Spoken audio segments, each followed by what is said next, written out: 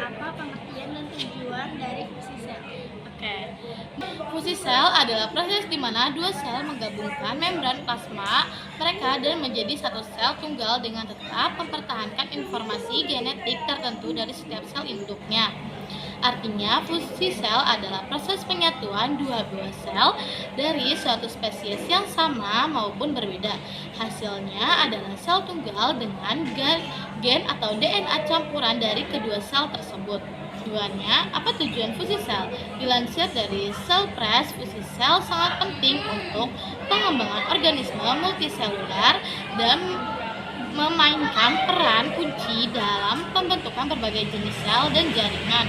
Karena terjadi peluburan DNA, fusi sel menyebabkan perubahan karakteristik struktural, biokimiawi, fisiologis, dan perilaku dari sel tunggal yang dihasilkan.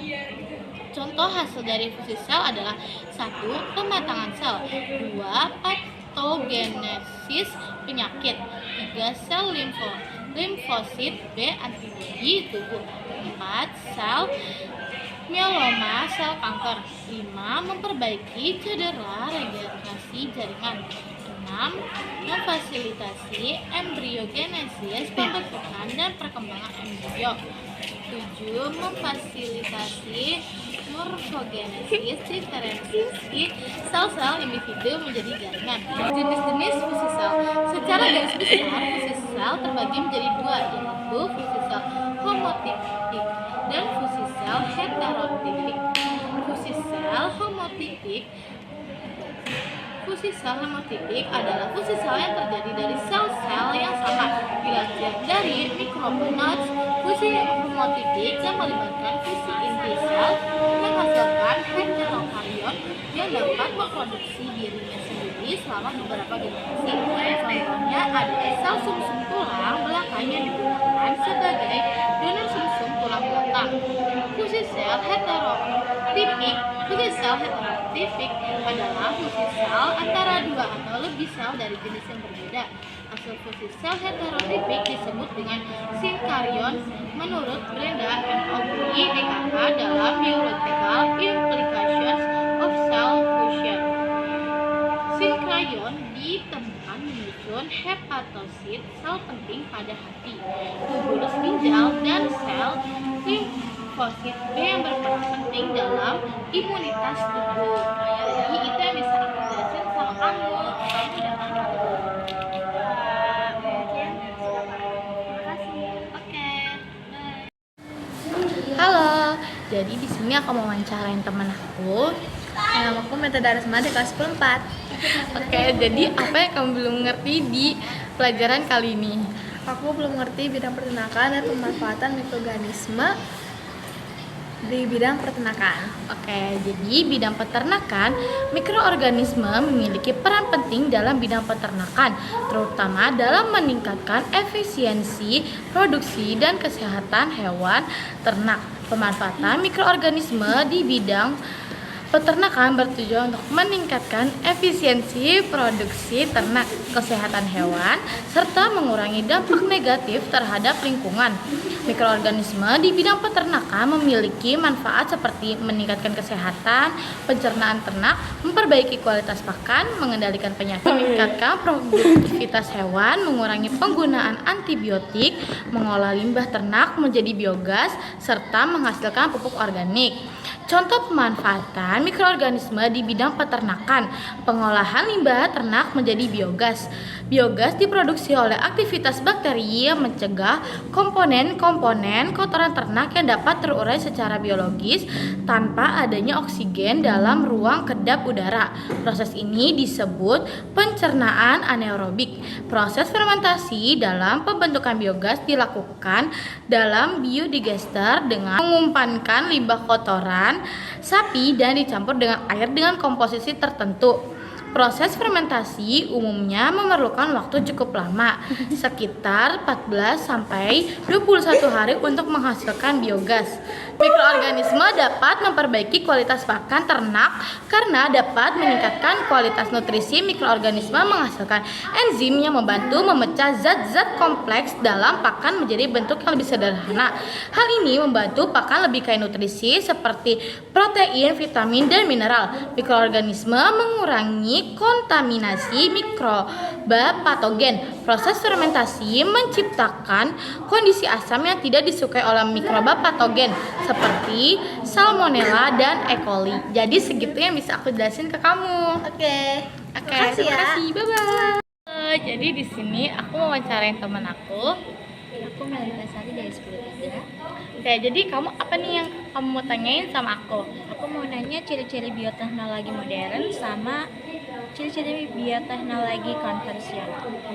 Pertama, ciri-ciri bioteknologi modern. Rekayasa genetika, teknik umum mengubah atau memindahkan gen antara organisme untuk menciptakan sifat baru. 2. Penggunaan alat canggih.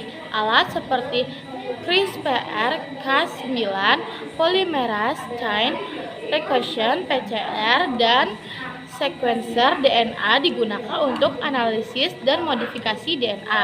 3. Fokus multidisiplin, menggabungkan biologi, kimia, fisika, komputer, dan teknik untuk menghasilkan inovasi. Yang keempat, aplikasi luas, diterapkan dalam berbagai bidang seperti kesehatan, pertanian, lingkungan, dan industri. Terus ada ciri-ciri bioteknologi konvensional. Pertama, ciri-ciri bioteknologi konvensional menggunakan makhluk hidup secara langsung. Prosesnya melibatkan penggunaan langsung mikroorganisme atau bagian dari makhluk hidup tanpa melalui manipulasi genetik yang kompleks. 2. Teknologi sederhana.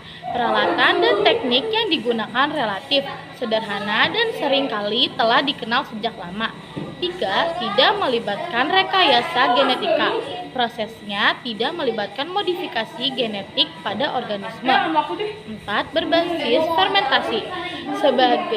Sebagian besar proses bioteknologi konvensional melibatkan fermentasi, yaitu proses penguraian bahan organik oleh mikroorganisme menjadi senyawa yang lebih sederhana. Jadi segitu yang bisa aku jelasin tentang ciri-ciri bioteknologi konvensional sama ciri-ciri bioteknologi modern. Jadi kamu udah paham atau belum?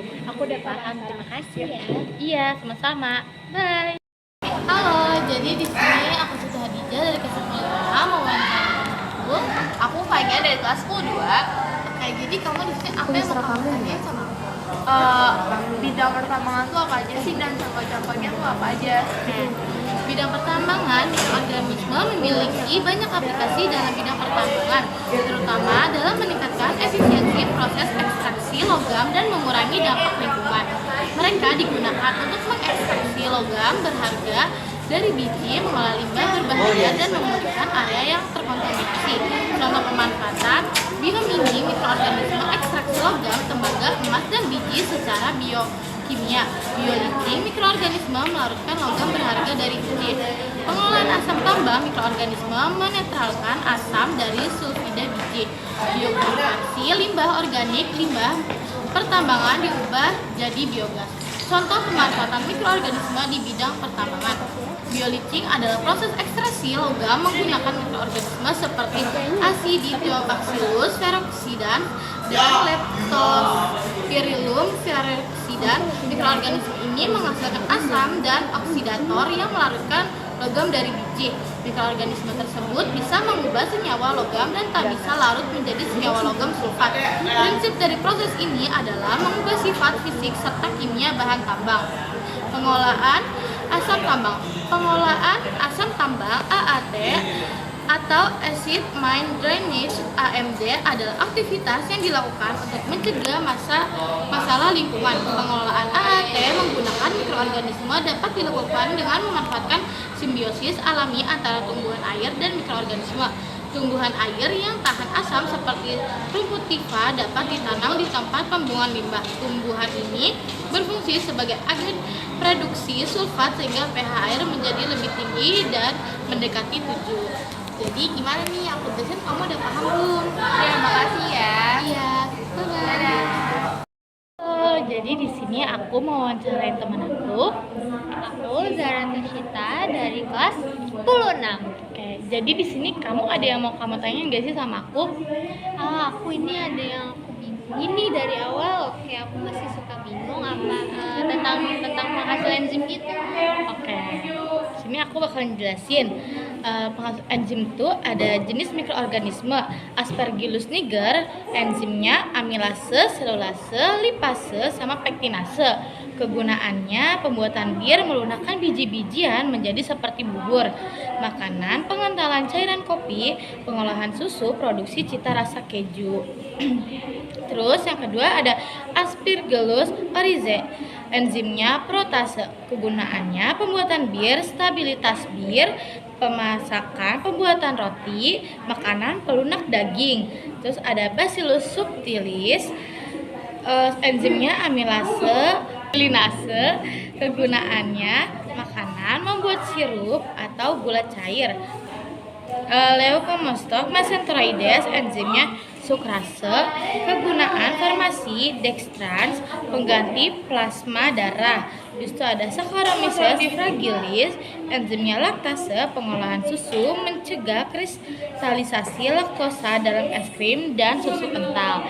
Jadi itu yang bisa aku jelasin sama kamu. Oh, jadi jenis mikroorganismenya itu dia ada 5 ya? Iya. Oh, oke.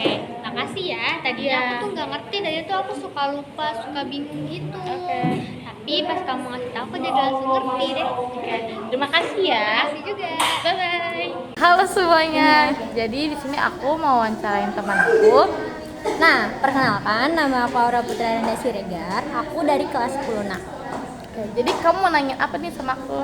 Nah, jadi di materi bioteknologi ini nih, jujur aku masih bingung tentang asam sitrat, terus asam asetat, sama penghasil vitamin tuh. Kamu boleh nggak sih tolongin aku, jelasin ke aku, siapa tahu kalau misalkan tutor sebaya, aku lebih bisa paham gitu tentang materinya. Oke, jadi aku jelasin ya. Ya. Asam asetat atau cuka berasal dari bakteri Acetobacter aceti. Cuka apel berasal dari jamur Saccharomyces bayanus, sedangkan asam sitrat alami berasal dari jeruk asam sitrat buatan berasal dari jamur Aspergillus niger. Penghasil vitamin pertama ada vitamin B12 berasal dari jamur Pseudomonas dan nitrificans bakteri Propionibacterium sermoni. Vitamin B2 berasal dari jenis Asbiagospii. Jadi kayak gitu.